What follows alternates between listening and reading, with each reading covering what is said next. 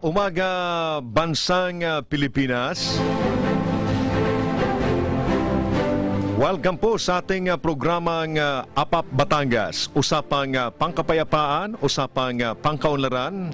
Tayo po ay napapanood din po sa Cable TV Channel 6 every Monday tayo, Wednesday and Friday from 8 o'clock up to 9 o'clock p.m.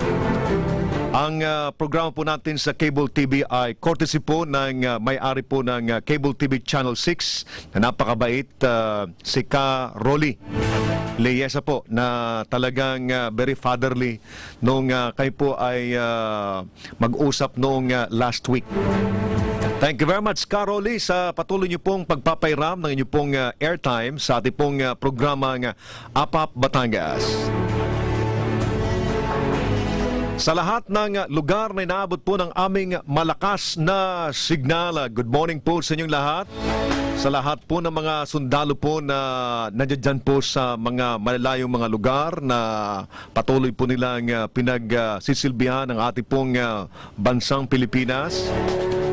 Good morning sa inyo at ipinapabot ko ang aking pagsaludo sa lahat ng ating mga kasundaluhan at sa lahat ng mga kabayan po natin na patuloy pong sumusuporta sa ating Armed Forces of the Philippines at tumutulong din po sa pagpapaunlad ng ating bansang Pilipinas.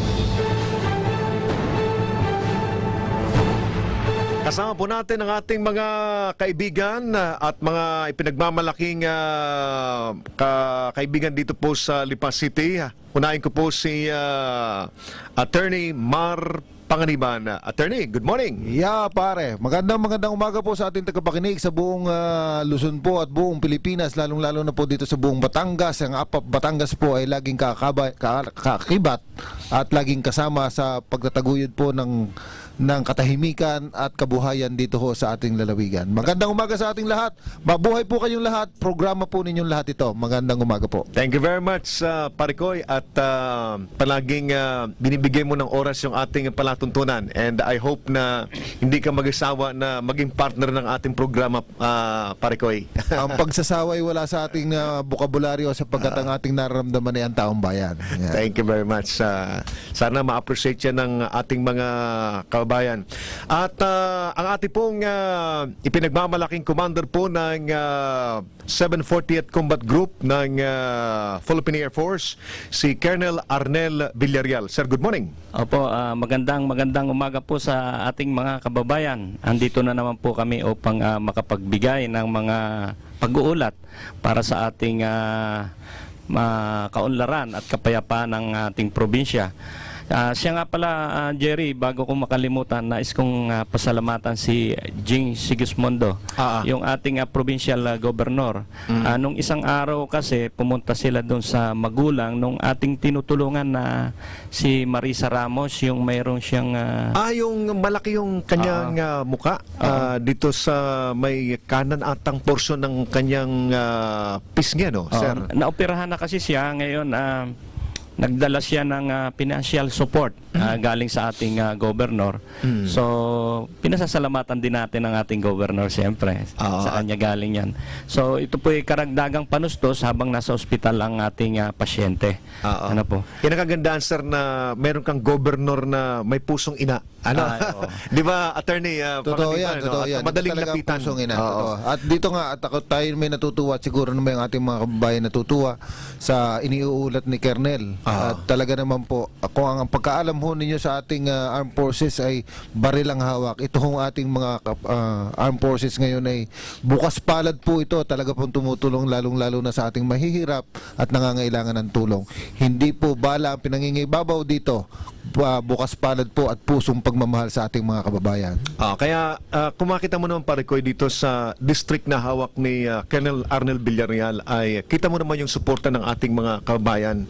At kaya kung makita mo for the past few months ay magandang outcome ng kanilang mga operations because nararamdaman ng ating mga kababayan na ang ating mga kasundaluhan dito ay hindi lang po sila nakafocus doon sa kanilang talagang dapat na ginagawa, kundi pati yung mga trabaho na hindi na nila pinapakailaman nila, yung pagdadala ng mga relief goods, pag-identify ng mga kabayan natin na kailangan ng health care ng government.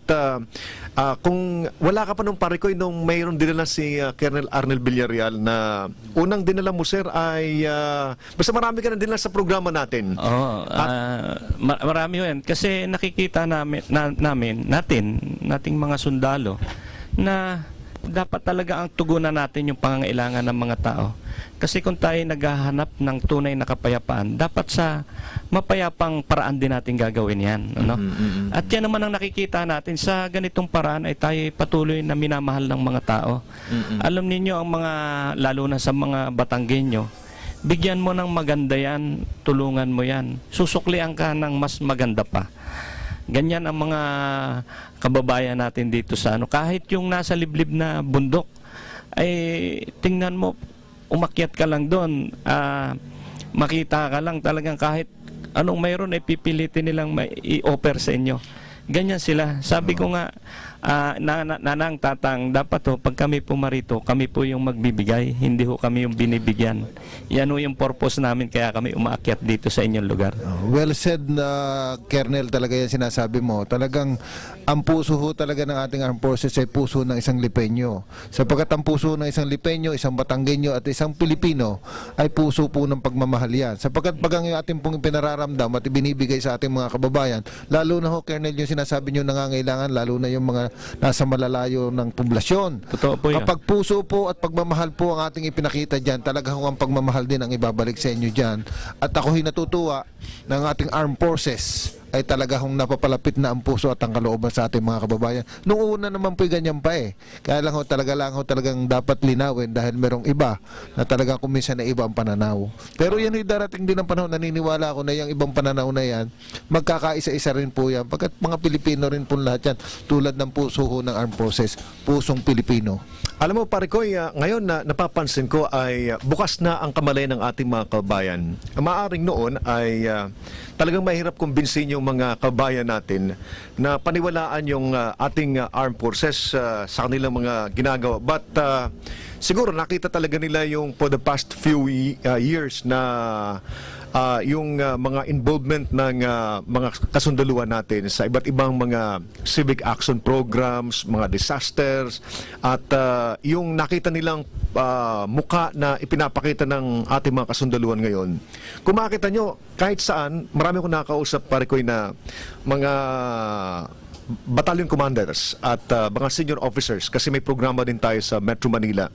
Talagang overwhelming ang support na nakikita nila, nakukuha nila sa ating mga kababayan. Kaya kung mapapansin ninyo, marami na rin mga probinsya po ngayon na tiniturn over na rin sa lokal na gobyerno. And lately, yung dito sa area natin na attorney, yung Cavite ngayon, yan ay formally turned over na sa probinsya po ng Batangas.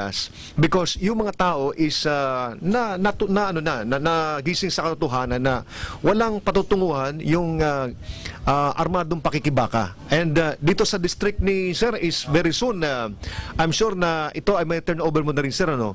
Hopefully this December. December, Sir. Ay, talaga naman. Talagang mga niya, mga papasko talaga. Good news yan sa ating mga Good news kabayan. talaga. At saka, talaga naman hong nararamdaman talaga, lalo na ho dito sa ating lugar, dito sa atin sa Batangas at mga kanugnog probinsya, itong mga ginagawa ho ng ating AFP. At ito ho ay sabi nga ni Paring Jerry, maghanap ho kayo ng mga disaster area.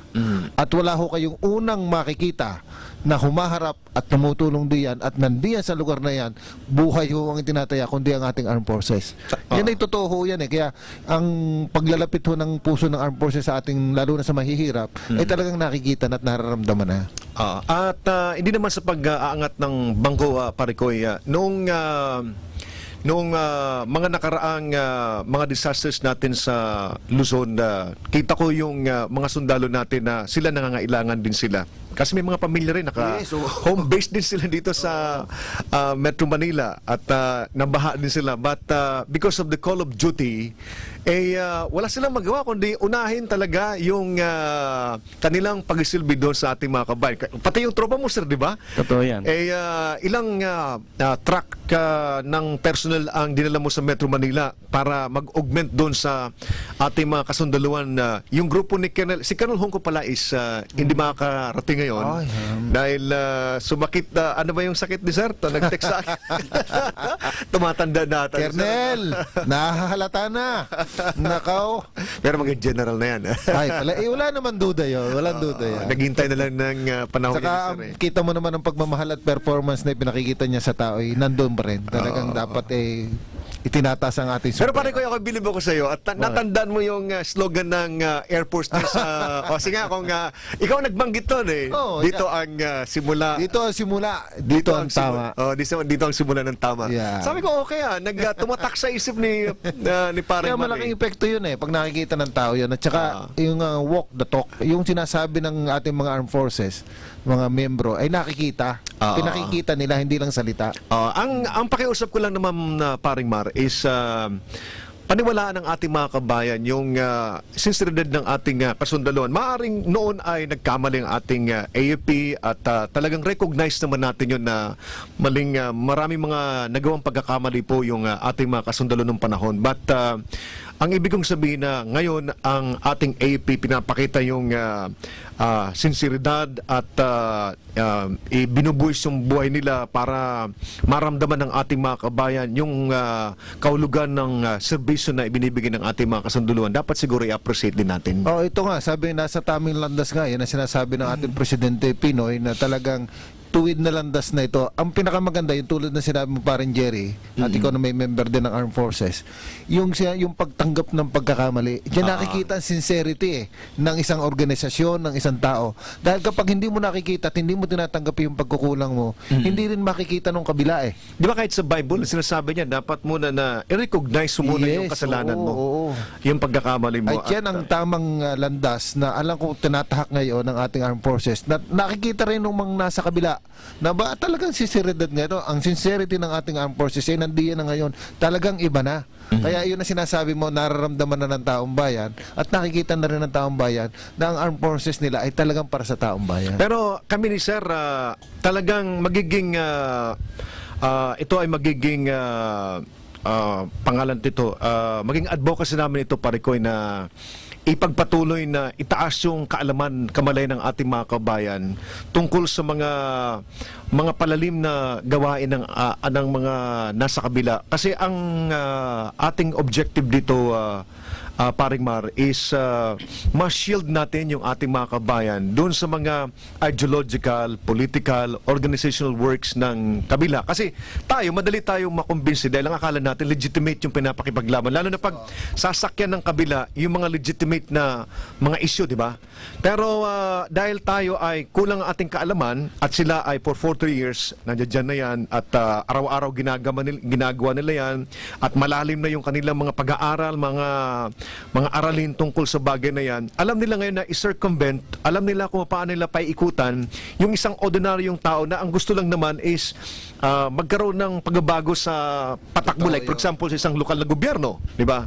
Ngayon, dahil sa maaring kami ay nung panahon ay nagkulang kami ng awareness seminar, yung pagbibigay ng impormasyon, napasok yung isip at saka damdamin ng ating mga kabayan. Kaya maraming mga napariwara na mga kabayan natin. At alam naman natin pare ko, for 40 years na nandiyan yan, wala naman nangyari. Parang sinayang natin yung buhay ng ating mga kabayan for 42 years. At I'm sure na ang ating mga kabayan will agree also na hindi maaaring manalo ang ganitong klase mga paniniwala at kung yan ang direksyon ng mangyayari sa ating pakipaglaban, para nagsasayang lang tayo ng oras, di ba pare ko? At saka mapapansin ho natin at kita naman ho ng taong bayan na yung iba hong nandiyan din sa pananaw na sa kabilang ganyan, marami naman ay pumasok na dito sa ating natural na sistema. Maraming sumasali na sa democratic processes natin, sumasali sa eleksyon. Kaya nga yung iba, nandiyan na sa atin sa Kongreso,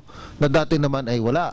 Kaya nakikita nila na talagang dapat ay sumama. Hindi na dapat na tapusin na yung nakakasakit at hindi magandang pamamaraan na nakakabawas ng buhay. Hindi ito nakakatulong kahit saan munting ng butas. Hindi nakakatulong ang pagpitas ng buhay ng isang tao. Ito'y hindi maganda. At natutuwa nga tayo dahil nung unang panahon pa, noong 1972, na talaga namang napakahigpit noon. May mga martial law tayo noon, talagang mahigpit. Siguro Ngayon, activist iba na kayo noon, pare ko yan. ako yung nasa UP noon eh. Yung commune dati, noong 1971-72, nandun ako nung raid ng UP. Member din ako ng League of Filipino Students sa University of Nueva Cáceres nung time na... Ba't hindi talaga noon? Nung time ni Marcos, sir, ha? Yeah. Oh. At nung time na yun, ang tinututulan namin yung increase ng tuition fee. Oo, lagi yan ang issue ng mga At ako, kabataan sir, yung eh. nagsasalita doon sa tapalodo ng ng sasakyan. Diba, paparaday ng isang jeep yan. Oo, sa Tapos, ibabaw. maglalagay ng isang public address system yan. At yung mismong tapalodo ng jeep, doon ka magsasalita. Nung time na yan, ginagawa ko yan eh. Malamang yan. Kasi nung panahon yan, 1970, 71, 72, first year college ako nun sa UP Diliman. Ni-raid yung UP Diliman na yan. Talagang walang makapasok diyan eh. Commune yan talaga noon eh. Walang pumapasok na militar dyan. Bawal talaga. Walang magawa nung pinasok talaga. Nung kami first year dyan eh, talagang pag yung may mga program, halimbawa halos hindi, nakakatuwan talaga eh. Talagang may influensya ka ng activism noon. Pero may first year college ka, pagpasok mo ang environment mo, lahat ng program, hindi kakantayin yung pambansang awit na manggagawa. Parang yun na ang national anthem noon eh. Mabuti nga't nabago. Nung ni-raid din yan, kami 10 kaming magkakasama noon, puro graduate kami ng Lasal pa. Doon kami napa-enroll sa UP. Nung raid din yan, wala pa kaming 1 year doon ha. Nag-uwian na. Di takbuhan ng uwian ng mga estudyante dahil napasok na nga yung UP Diliman. Yung 10 katulad namin magkakasama nakauwi dito, ang nakauwi siyam. Umuwi na. Hindi namin malaman kung saan napapunta yung isa. Yan ay anak ng Air Force yun, yung aming kaklaseng yun, yung aming bet yan, De La Cruz ang apelyido. Ay nung malaman namin, after 5 years, sa bundok pala napaakyat. Ganun yan. Napaniwalay sa amin. Alam At napatay sa encounter. Alam mo paring Mar, kung bakit nangyayari yan, si Sir makakapag-attest to that na dahil sa kakulangan, Sir, ng kaalaman ng mga kabataan natin. Totoo yun. Dahil sa walang nag-explain sa kanila, yung mga sundalo noon, Sir, wala namang pakialam niya sa kanila. Ang alam lang nila maghawak ng armas noon eh. Totoo yan. Di ba, Sir, Ang alam nila maghawak lang ng armas noon. Kaya karamihan, may mga anak ng mga sundalo din noon na talagang pumapasok din sa kabila dahil yung mga magulang nila, hindi sila empowered ng information na pwede nilang i-guide yung kanilang mga anak doon sa, kahit meron silang nakikita ng mga unusual na nangyari doon sa mga anak nila, wala silang ginagawa dahil kakulangan ng kaalaman. Communication talaga yan. Kaya naman ang napakagandang naging develop nga parin Jerry at saka kay Colonel, yung mga panahong iyon, nakita ng maraming tao na hanggang ngayon nakita na natin na talagang walang pupuntahan yung mararahas na pamamaraan. At ang isang naging problema din yung suppression, hindi makapagsalita ng husay dahil nga martial law noon. Yun ang isang pero meron din naman magandang epekto yung martial law. Pero noon yung kalayaang magsalita, alam mo naman pag mga bata talagang gusto niyan nagsasalita. Pero ngayon sa atin namang under democratic system naman talagang maganda. Talaga namang kahit sino pwede magsalita ngayon. Pwede ngayon. Pati Welcome ngayon. Mga professional ngayon sa loob ng schools, pwede na silang mag-discuss nung, di ba, yung mga makakaliwang kaisipan because ngayon is legal na yan. Ideas ito ideas. Legal na yan ngayon eh. Ideas yan eh. Ang problema natin ngayon na paring Mar, sa mga institusyon na identified sa kabila, parang may kakulangan din tayo sa government na mag-provide ng mga professors na mag-market nung idea ng democracy. Yan, totoo. Diba? Totoo yan. Kaya kung makita mo, ang Ideas sa ideas yan eh. dapat battle of the minds yan eh. Yes. Nung paniniwala. So, ang nangyari ngayon, dahil walang nagmamarket doon sa loob ng institusyon nung idea ng democracy, at mayroong nagmamarket halos lahat ng mga professors ay One-sided na nasa laban. kabila yung paniniwala at malaki ang respeto na doon sa ganong klaseng paniniwala. Yun ngayon ang na-absorb ng mga kabataan natin. Kaya yung mataas na idealism ng ating mga kabataan, may normal sa mga kabataan. demanding din tayo dyan eh. Yes, Hindi tayo takot mamatay noon eh. Sa totoo lang, pare ko. Totoo yun. Umaakit ako noon sa bundok at nakita ko yung mga sila ka Lori, sila ka Reyna, naka AK-47 yun, AK-47 yun eh. At hindi ko ni minsan na isip na pwede palang makot ako sa crossfire nung dalawang grupo ng army at saka ng NPA that time. Ang sa akin lang noon is talagang makakuha ako ng reporter na ako that time, pare ko, sa DZGE. Idealism yan eh. Mabigat kalabanin yung idealism na yan. Ideas talaga yan. So, ang kinakailangan dito is more on awareness seminar. At itong programang ito, sir, napaka-importante nito. Totoo. Napakahalaga po ng programang ito. At ito ay pwede nating i-alok sa mga kabataan natin na makinig dito para maintindihan nila kung paano gumagalaw yung kabila sa loob ng campus. Alam mo, paring Mar, ang una niyan is sa loob ng school, ang unang tinitingnan nila, yung mga kontrabida, yung mga, alam mo na, mga pilosopo yan, di ba? Titingnan nila, sino bang pilosopo dito? Si Arnel, ano to, pilosopo ito eh. Yan ang didikitan nila ngayon. At hindi mo naman alam na yung dumidikit sa'yo ay isang operator na ang tawag yan, ideologues ng kabila. So ikaw naman, gusto mo na mayroon nakikinig sa'yo dahil siyempre kung, di ba normal yan, pare ko? Totoo yun, Sa isang bata, sa isang estudyante na Ilalabas niya yung kanya. na masyado mataas yung idealism niya, very active. Gusto niya mayroong nakikinig sa kanya Totoo. ito yung mga taong ito, mayroong formal training ito. Ito yung mga tao na matagal na nag-training ito. Kaya alam nila yung mga kahinaan ng mga kabataan. At yun ngayon ang i-take advantage nila. At kapag okay na, nakondisyon na, at nakuha na yung loob, una muna niyan is isama mo na sa isang lecture lang muna. Okay, attend ka, mayroon tayong meeting ganyan. And then, ikaw naman ngayon, kasi yung idealism mo mataas. Ilalabas tama. mo. Ito nga. Sasakyan nila yan eh. Sasakyan nila ngayon. And then, merong demonstration ngayon. Sama yan ng kaunti. Pero, pare ko, ito ang dapat maintindihan ng ating mga kabataan. Mind you, siguro yung mga dati, kay pare ko, paring Mar, dumaan din kayo siguro sa mga demonstration. Ako naramdaman ko din. Yung mga unang mga salta dyan, yun ang unang inalagay doon sa unahan, di ba? Kasi ang intention pala ng kabila dyan, mapukpok ka. Pag nasaktan ka. Maitulak ka, masaktan ka. Totoo yun, totoo. Lalong aggressive ka nun. Oo, yun ang style nila. Lalo kang makakuha na pag nasaktan ka. Kaya ako inaisip ko nung panahon na yun, nung member ako ng League of Filipino Students, palagi na lang ako yung tulak doon sa una. Sige, si June na dyan, bahala. Ang tawag sa akin ng June eh. Diyan ka sa harapan. At kami talagang tinutulak ng mga security guard, yung mga police sa Naga City. At because yung encounter mo, actual engagement mo doon sa police at saka sa mga security guard, lalong Papalab. lalong umaalab yung yung yun, paninindigan mo na eh. Una, maramdaman mo yung pinaglalaban mo ng aktwal. Pangalawa, pag nasaktan ka, ay lalo kang lalaban. Yan ang punto dyan eh. Kaya, at saka yung mga bago, pag yan ay talagang na-expose, ito ang hinahanap ko. Yan, siya tuloy-tuloy na. Then pag uwi niya, paring Mar, magkakaroon yan sa atin parang kritik. Sa amin sa military mayroong kritik yan. Tapos ang kritik nila will focus talaga doon sa papaano ka papag-alabin ulit yung damdamin mo dahil, di ba, tinulak ka, ganyan yung mga pasista yan. And then we found out, this time na lang, nung pumasok ako sa Civil Relations Service and nakausap ko yung mga yung mga talagang operators ng kabila, sir, yung mga organizer nila, sila Jun Alamo, sila Agnes Lopez Riaño. And then I found out na yung ilan pala dyan para magkaroon ng clash between the AFP or ng PNP at saka yung mga authorities at saka yung mga demonstrators. Minsan may mga agitators yan. Ang agitators nila, parikoy, doon sa grupo nila, minsan tatapunan nila ng bato yung mga pulis. Pag tinamaan yung mga pulis, siyempre normal tao din yan eh, di ba? Pag nasaktan yan, anong mangyari noon? Gaganti rin yan. Gaganti yan. So magiging mas aggressive ngayon. So may expose ngayon doon sa danger yung mga kabataan na nasa mga baguhan na nilagay sa front line. Diba? So ito yung mga bagay na dapat siguro maipaliwanag natin na maayos sa ating mga kabataan ngayon.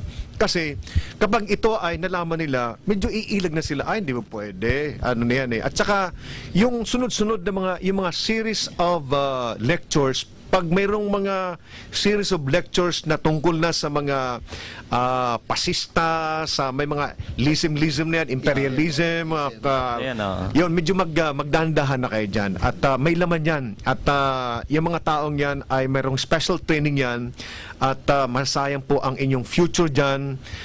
Pagdating ng panahon kapag kayo na-commit dyan, hindi na kayo maaring umalis dyan. At yan ay sa una niyan, training lang muna kayo, attend kayo ng seminar, then dadaling kayo sa bundok, may immersion, ipapakilala yung mga regular members doon, and then makita mo, medyo sa papakita ka ng masarap na camaraderie, may kainan, mayroong boodle fight, diba, no? At papahawakin ka kunyari ng baril. And then ikaw naman is first time mo makahawak ng baril, makaputok, is medyo masyadong fascinated ka. So sa mga magulang is kinakailangan po natin ng continuous na guidance sa ating mga kabataan, paring Maron, diba? Totoo yan. Oo. Malaking influence lagi ang magulang. Kasi ang una naman talagang kasama ng bata ay ang magulang eh. Kaya talagang yan ang dapat na nakaalala eh. Okay. Ganon din naman siguro sa mga teachers at sa mga professor sa schools and universities. Dapat naibigay din natin sa kanila yung kaalaman na yan. Ano? Tulad nga nung napag-usapan nyo kanina sa UP, ganon, kailangan natin din yung mga professor na magsasabi niyan. Para mabuksan yung kasi marami dyan na talagang radikal yung isip no? Dapat ay hindi one-sided talaga yan. Kung katulad halimbawa sa UP, yan ay University of Ideas yan. Dapat talaga hindi lang yung isang side ang napapakinggan. Both sides dapat ay napapakinggan para na-evaluate ng mga bata. So doon sa ating mga kasamahang medyo agresibo na nasa UP mga professor, dapat ay yung other side ay dinidiscuss din. Tulad na sila sabi ni Colonel. Kaya kung tayo man dito sa kabundukan ay na-address natin yan, at saka sa mga kabayanan, dapat siguro sa mga universidad na-address. Mas lalong pwede kasi doon sa bundok na-address niyo yung problemang yan. Isa kasi sa may pinanggagalingan din yan no? Totoo. Yung mga students sa labor, ganun din Alimita naman naman, sa mga pabrika. yung mga areang yan, ng students and labor, urban poor yan, mga ganyan lugar. Kasi ang mga kalimitang ganyan na naghahanap ng mga pagbabago sa buhay nila. So, yan, Dahil mahirap ang buhay nila. Okay mga kaibigan, oras po natin, we have 17 minutes before 9 o'clock in the morning sa ating pong programang APAP Batangas, usapang pangkapayapaan, usapang pangkaunlaran. Alam ko po na very interesting po yung ating pinag-uusapan ngayon sapagkat ang nakasalalay po dito ay ang future, yung hinaharap po ng ating mga kabataan. At pag ang pinag-uusapan ho ay tungkol sa ating mga anak, mga kabataan ho, ay talagang yung puso po ng ating mga magulang ay malambot dyan, di ba, paring Mar? Lagi yan. Palaging ang magulang is nagpapaubaya yan. Pero ang isa pa na gusto kong pag-usapan siguro natin, at dito kasi sa Lipa City, kung makikita nyo ay ito ay very strategic na location nito, paring Mar. Ito. Pagdating ng panahon siguro kung papalarin tayo, paring Mar, pagdating ng panahon maging mayor ka na dito is makikita mo ng mga vertical construct. Pero alam mo, ang kinakailangan na mabigyan din ng pagkakataon dito ay yung visionary din. Ikaw, paring Mar, nakita ko sa iyo ang malawak ang ang paningin mo, kaya lang alam mo hindi tayo masyadong sinuwerte but anyway, hindi pa naman nagtatapos yung panahon ngayon. Tuloy-tuloy pero naman yan. ang sinasabi ko dito ay yung mga 10 to 15 years siguro from now, makikita natin yung mga vertical construction dito sa Lipa City. At sa ngayon, dapat ngayon yung ating mga lokal na opisyal ngayon ay pinagsisimulan na nilang tingnan kung paano ili-layout yung mga buildings nito. Totoo yan. Yan ang planning. Diyan pumapasok. Dahil yan sinasabi natin na long-term planning. 5 years, 10 years from now, ano na ba ang ating tingin o ating hahanapin sa lungsod ng Lipa. Kung lungsod ng Lipa lang ang ating pinag-uusapan. At syempre, bago tayo pumunta ng vertical, laging ang uunahin lagi muna dyan yung horizontal eh.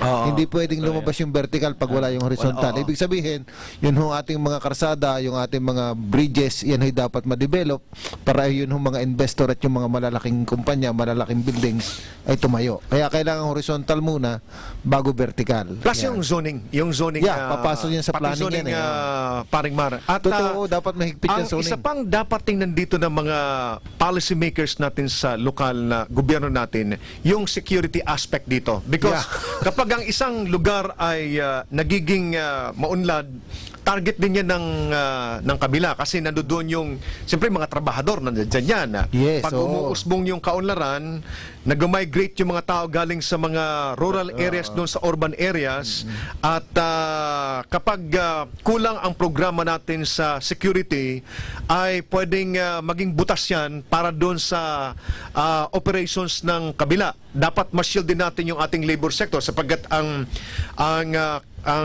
grupo ng NPA, yung kanilang mga partisano ay ang tinitingnan naman diyan yung mga problema sa mga pagawaan at i-exploit nila yan. But ang point natin dito, bago dumating yung punto na yan, para ma-confine lang natin na talagang kung ang tao ay magreklamo ay dapat nasa ang ano niya, ang kanyang ginagawa is legitimate. Gusto niya lang Yes, talaga na ma-solve, ma-address yung problema niya, na walang mga tao nasa likuran. Kasi ang mahirap diyan yung tao na nag-uudyok na mayroong ibang motive. Totoo diba? yun. Na ang Totoo motive yun. ay daling ka doon sa armadong pakikipaglaban. Totoo Diba, sir, ano? Yun ang kanilang taktika dyan. Ano? Oo. So, kinakailangan dito is more on awareness. At yan, nakita na natin yan. Yes. Hindi ko nasasabihin kung anong feed mill dito sa Lipa City nangyari yan. Kinausap mismo ako ng presidente at na-monitor niya doon sa production department ng isang malaking feed mill dito sa Lipa City ay merong 2 o 3 tao na based doon sa analysis namin, evaluation namin, sir, ay hawak ng mga labor organizations ng kabila ng gusto sanang mangyari is ma-organize yung grupo ng production department. Kasi alam mo ng production department, mga workers yan, mga laborers na dyan. Madaling i-agitate yung mga tao dyan. Kapag yan ay na-agitate yan, pwede niyang ipasarado yung yung kampanya, yung kumpanya. Pag naisarado mo yan, mawala ng trabaho yung mga tao na kumikita naman. Alam mo, ang tingin ko is wala sa maliit na sweldo yan. Ang tingin ko is nandoon yan sa ano ang kaalaman niya tungkol doon sa mga gawain ng ganito. Because nakita mo, sa Nestle Paringmar, meron ako niyan na yung experience no nila Jun Alamo, sumisuldo yung janitor ng around mga 18,000 yung janitor nila. Malaki, Pero ang nagtanong doon, sa may partisan ng Kalamba, bakit sila nag-rally, nag-demonstrate until such time na yung company na yun is naglipat ng kanilang operations, di ba? Because na-poison ng mga ideologues ng kabila yung mga trabahador na walang nag-neutralize. So nung ma-poison, malason yung isip nila, nag-alsa sila, nag-demonstrate, pinasarado yung production at yung operator naman is nakitang sakitan ng ulo niyan, wala nang patutunguhan, isasarado na lang yan. Di ba? So dapat yung lokal na gobyerno natin is dapat maging watchful din dyan. Maging vigilant siya. Kung paano niya i-shield yung mga companies na magbubukasan dito sa Lipa City because that will be their target. Kasi may pera kasi dyan sa mga labor union na yan Paringmar eh.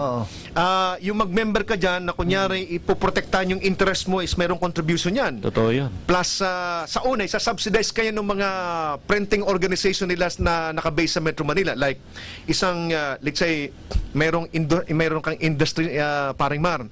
So kung nakita may mga 100 laborers dyan, i-identify kung anong pinaka-weak na section doon sa company mo at yan ang una nilang i-organize. Ang pag-organize yan, isa-subsidize muna yan ng national organization nila. Pero pag nahawakan ka nila, ikukumpel na kayo ngayon na magbayad ng monthly. Totoo yun. Kaya ng proseso dyan eh. Oo. Meron nga silang tinatawag pa diyang hakot. Yung hinahakot nila yung galing galing sa ibang lugar yung Pag nag-i-strike. mag-strike. Oo. Para Kasama yun. makita nila na sinusuportahan talaga sila. Suporta sila, pati yung national membership, dinadala rin dyan para ipinakitang malakas ang suporta nila. Yun ang gusto nila ipakita sa tao na napakalakas nila. Ngayon, kung meron namang legitimate concern sa isang kumpanya, okay lang yun. Ang problema, yung sinasabi nga natin at sinasabi na parin Jerry, na yung exploitation. Sana wala yung nasa likod. Yung mismong mga empleyado tsaka yung may-ari ng company ang talagang nag-uusap. Dapat ganun. Hindi na yung, kasi hindi naman involved yung iba eh. Tama ko yan. Dapat silang dalawa talaga. Kasi ang nakataya diyan, pamilya ng mga trabahador at ng kanilang hanap buhay. Kasi kung magsasara yan, sila din at pamilya nila maapektuhan. Hindi naman yung iba eh.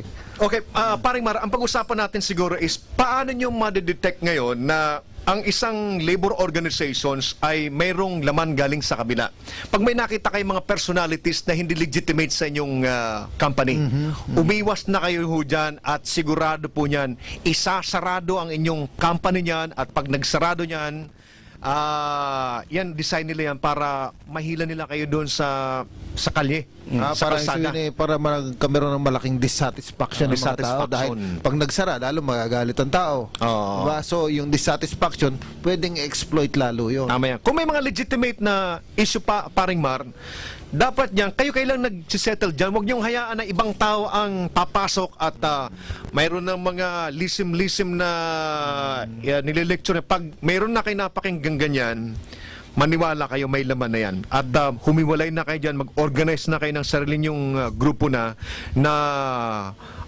wala sa eksena itong mga taong ito. Tama yun. Katulad yung sinasabi nga niyan, kung halimbawa isang kampanya at saka empleyado yung nagkakameron ng problema, silang dalawa ang mag-resolve niya. Para din ang problema yan ng mag-asawa. Yun eh, silang dalawa mag-asawa, kung minsan nagkakaproblema, silang dalawa dapat din mag-usap din yan. Kung minsan kasi pag may nasaling iba, yung na ring si isa, siyempre kakampihan yung isa, kaya lalong nagulo. Kaya talaga sa settlement ng problema, kung po pwede, kung sino yung involved na parties, yun na lamang. At saka paring Mar, dapat din ma-realize ng mga local na opisyalis natin ng gobyerno natin, mga local executives natin na kapag yan ay nakapag-organize ng napaka-organized na struktura sa labor, sa studentry, sa urban poor, sa women's sector, sa iba't iba pang mga transport sector, kahit mayor ka, hawakan kanila sa liig nila. Totoo Wala yan. kang mayor ka na ang dami kong mga nabasa sir na article na provided sa akin ng mga kasama natin galing sa taas na mga mayor nga sila pero hindi nila magawa ang gusto nila because controlled sila ng very organized na struktura ng kabila eh. At yan ang wag nating hahayaan na mangyari dito sa Lipa City. Kaya kahit wala pa sila, dapat continuous ang program natin na ma-shield natin yung iba't ibang mga sektor natin para hindi sila makaporma dito sa atin. Tama yun. At yan ay magagawa ng namumuno kung ang pangangailangan ng taong bayan ay lagi nilang nasasagutan. Tama, oo. Krimen, trabaho, at yan ay dapat laging tinututukan ng pamahalaan. Governance pa rin talaga? Yes. No? Governance pa rin. Effective governance pagkita mong satisfied ang mga tao, yan ang the best At assurance. saka, malaking bagay ang nagagawa yung tinatawag, yung mga LGUs natin. Oo. Wag lang silang pumanig dyan, ay talagang babagsak yun eh. Oo. Kasi sila man ang makakagawa ng na andito naman ang armed forces natin, open sa ganyang pagtulong. Sabihin lang nila at papasukan natin yan. Oo. Minsan Kasi kayo mayroong expertise dyan, sir eh. Oo. Kayo may malalim na kaalaman kung paano sila lalabanan. Oo, Huwag pwede nating natin hayaan na mangyari yung nangyari sir sa Bulacan. Alam mo paring Mar nangyari sa Bulacan? Na-organize sila masyado yung mga prente nila na mayroong nasa ilalim armado. Ang ginagawa nila doon, base doon sa intel report na natanggap namin noon ay that was 2007. I don't know kung nangyari pa ngayon, but that was 2006-2007. Yung kanilang mga labor groups, labor organization na affiliated sa kabila, meron silang armado. Nagkaroon sila ng inventory ng lahat ng mga negosyante sa Bulacan. At ang usapan na ganito, pag ikaw negosyante, paring Mar, is gusto nyo ba na hindi na kayo magkaroon ng problema? Mag-usap po tayo. Pag nagpag-usap ka, ganito lang, ang babayaran mo, 5,000 a month na contribution nyo, kami ay hindi napapasok sa company mo. Hindi na namin i-agitate yung mga tao nyo. So, isipin mo kung ilang companies yan na bumibigay. Kasi siyempre, ang karamihan sa mentalidad ng mga negosyante natin ay ayaw ng gulo eh. Kasi alam nila na kapag mayroong gulo, Hindi maganda sa negosyo yan. Talagang laki ng nawawala sa operations nila. Kaya sa takot nila doon sa labor organizations na mayroong armadong grupo na pwedeng takutin yung mga may-ari ng companies, bumibigay sila ng 5,000. 5,000, peanut naman sa kanila yan eh. But ang pinag-uusapan dito, sabihin natin 5,000 yan. Ilang negosyo Sa dami, yan? oo. Sa dami yan. Kaya ito, racket ito, isa itong napakalaking sindikato, itong grupo ng mga labor union na affiliated sa affiliated sa kanila sa kanila. Pag ganun pare, ang lumalabas yan nagiging weak yung local governments natin pag ganun. Dahil nawawala na sila ng control sa business. Ang problema kasi dyan, paring Mar, hinayaan. Nung nagsisimula pa lang dapat yan, dapat mayroong kang intel rep, mayroong nakipag-coordinate ka sa military. Kasi ang military, in place siya, mayroong mga intelligence organization niya sa lahat ng lugar. At ang problema lang naman kung bakit minsan hindi makatulong yung ating military because nag-shade away yung mga ilang local officials natin para bang, military ka, hiwalay ka sa amin. Doon ka sa bundok. Parang ganun ang mentalidad ng ilan natin mga local officials eh. At saka naisip nila, pagka military ka, dito ka sa yung naisip nga na dahil armado, dito ka pang bakbakan ba? Oo. So, yun lang ang dapat natin na ma-anticipate siguro at ayaw natin na ito po ay mangyari po sa iba pang mga lugar at ito ay nangyari na ho, mabutin lang ho at pumasok doon si General Palparan at talagang binundol niya talaga yung bilib din ako sa mama na yun. Talagang walang kinakatakutan yun kahit na yung mga local officials doon sa area na yun, wala talagang hindi siya natatakot basta sa kanya pag nakita niyang mayroong mga operators, mayroong prente yung na malalim ang well connected sa kabila, talagang gigibay niya yan. Yung paggibay niya naman paring Mar, talagang pagtsatsaga niya yan, kakausapin niya yan hanggat 1 o'clock hanggang 2 o'clock. Ang dami niya mga sundalo na nagkikwento, yung mga opisyal niya sir, na pag mayor na gusto niyang paliwanagan, hindi niya patutulugin niya yan. Kakausapin niya hanggang 3 o'clock yan. Kaya ikaw, pag mayor ka na ganyan na ang kumakausap sa'yo, bibigay ka na rin lang. Sige, suportahan ko na yung lahat ng mga activities mo dahil hindi talaga aalis si General Palparan ha. Magsisimula ang kausapin kanya 3 o'clock, hindi na aalis sa opisina mo na hindi mo na appreciate yung security problem sa yung lugar. At maraming nagkwento sa akin yan, inaabot sila ng 3 o'clock in the morning at pagdating ng 3 o'clock in the morning, bigay na yung local executive natin. Okay. Parang may style niya na ganyan dito sa lipa yung dating politiko. Napakagaling na politiko Dati yan. Ang pupuntahan niya, pagkampanyahan, yung hindi kanya, yung kalaban niya. Talagang tutulugan niya doon sa bahay. Ganun na. Hindi yan naalis doon tutulog, doon mag-aalmusal, doon kakain. Hanggat hindi ka napayag sa kanya. Merong ganung politiko dito dati. Pero talaga naman kinilala siya. Pero pabibiliban mo yung kanilang passion na Yes. kasi yung mga taong ganyan, ibig sabihin yan, dedicated yan sa kanilang trabaho. Dahil like for example, si General Palparan, kung ang after lang naman siya sa promotion, kaya naman niyang ma-promote to general kahit na hindi na siya kahit hindi niya gawin yan di ba? Kahit hindi niya yun gawin, pag-isoldo naman siya ng 1 month salary niya plus allowances pa gaya sa inyo sir, kahit hindi kayo magpunta dyan sa mga community, yung soldo mo sir na 35,000, ngayon ilan na sir ang soldo natin? Almost mga 40 na rin sir. Kahit hindi ka sir pumunta sa mga barangay, yung soldo mo na 40,000, matatanggap mo pa rin yan. Totoo Buwan-buwan. Bakit kayo pupunta doon sa mga Pagod ka ba? sa barangay na i-expose mo yung sarili mo sa mga bala na galing sa kabila, magpapakapagod ka, ang Extra init, effort yan. diba? Yan kasi So, ang buhay natin Kaya nandun sa puso. Dedication nandun. Pag nakikita natin na nakakatulong tayo sa kapwa natin, kahit nga naglalabas pa tayo ng ekstrang gastusin sa sarili natin, pero baliwala yun. Kasi maligaya ka ron Pag na-internalize mo kasi yung ginagawa mo, Yes, sir Kaya sa akin, yung programang ito, ano ba napapala ko rito? Dapat Sunday kasama ko na yung pamilya ko na. Totoo yan. Diba? Reklamo na nga sa'yo si Marin nila. Dapat ang gastos ko lang dito kay Flor, sinisulduhan ko itong monthly, sa akin galing soldo niyan.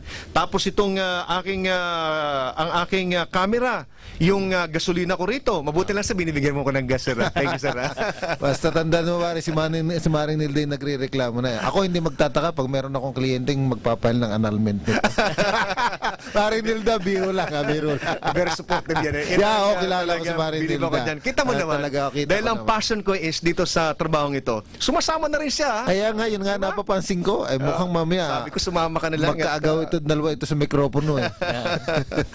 Bueno mga kaibigan, tayo po ay inabot na po ng Isang panahon sa oras. ating palatuntunan at bago po tayo magpaalam, nais ko muna hong bati ng ating kaibigan dyan po sa SLEX extension. Nakalimutan mo, Flor, na i-remind ako.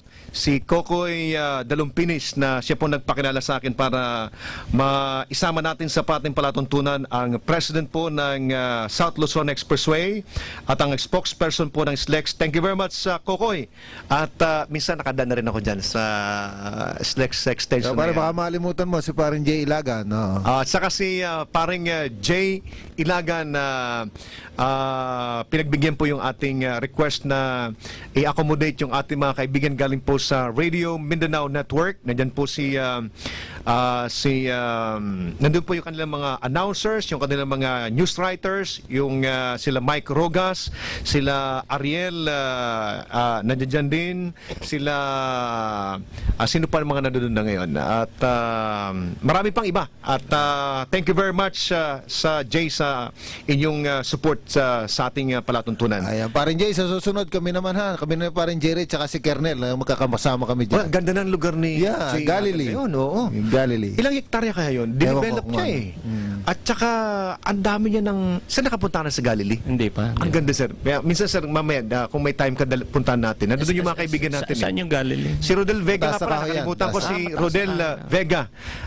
Isa pong commentator ng RMN ay nandiyan rin po sa Galilee. Sa Galilee. Napakaganda pong resort ang tawag dyan. Resort na, resort yan. Sir, your parting words?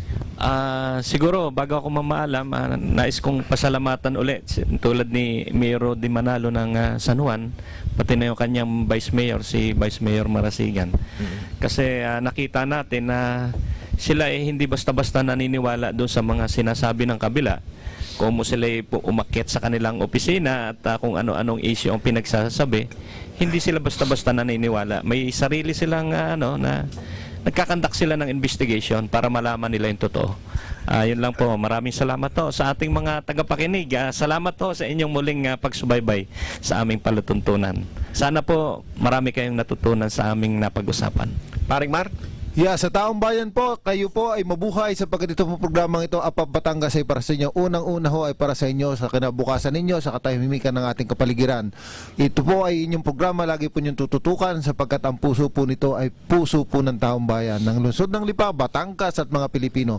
Mabuhay po kayong lahat sa pamamagitan po ng ating kumpare, ang ating pong able and lagi na pong amiable na kumpare, ha? Jerry Samudio, Apap Batangas. Marami pong salamat at magandang umaga sa inyong lahat. Thank you very much mga kaibigan sa magitan po ng pagpapaalam po ng ating mga ipinagmamalaki at ginagalang ng mga kaibigan. Ito po si Lieutenant Colonel Jerry Samudio at tayo po nagpapasalamat po sa 99.9 DWGB-FM sa patuloy po nilang pagpapairam po ng oras sa ating pong programang Apap Batangas at nais ko rin pong pasalamatan po ang Cable TV Channel 6 sa magitan po ng kanilang may-ari sa may-ari nito na si Caroli Liesa na talagang very fatherly. Alam mo, pagpunta ko doon sa opisina niya, ang nakapaligid sa kanya, yung kanyang mga anak na naggagandahan. Sabi niya, alam mo, sa akin, kung sino yung mga close sa akin, gusto ko yun ang palagi kong nakikita. At yung mga kanyang mga ganda mga anak, nakapaligid sa kanya lahat, yung mga picture nila. Kaya nga talagang, sir, hanga ako sa inyo and mabuhay kayo and thank you very much for continuously providing the airtime to Apap Batangas. Meron kang pahabol, Parikoy? Wala, kay Carol, magkakilala naman kami niya. Talagang napakabait na tao niya, pati ang misis niya. At Oo, yung pati yes, yung asawa niya. napakaganda ng Lumabas misis pa, binigyan niya. pa kami ng coffee, Parikoy. Ikita mo na. Oo. Talagang very beautiful. At very... Kaya naman mga anak nila, di ba? Ang gaganda Oo, eh. magaganda talaga. Ay, si Caroli na may gwapong-gwapo yan eh. At di ko- Salamat to, Caroli. Sir, ang father pala ni Caroli is sundalo din. Sundalo rin. At galing sa Philippine Army, galing sila ng Bicol sa Pilica Marin. Kabayan ko sa Pilica Marinisur. At nag-migrate na sila dito sa Lipa City. Kaya naging accent Batangas na siya. So, Caroli, Caroline, maraming salamat sa iyong pagbibigay ng oras sa amin. Thank you very much sa ating mga tagapagsubaybay at sa lahat ng mga taga-Batangas, mga regular na mga listeners natin at lahat po ng mga sundalo pong nakikinig ngayon at sa akin pong mga anak.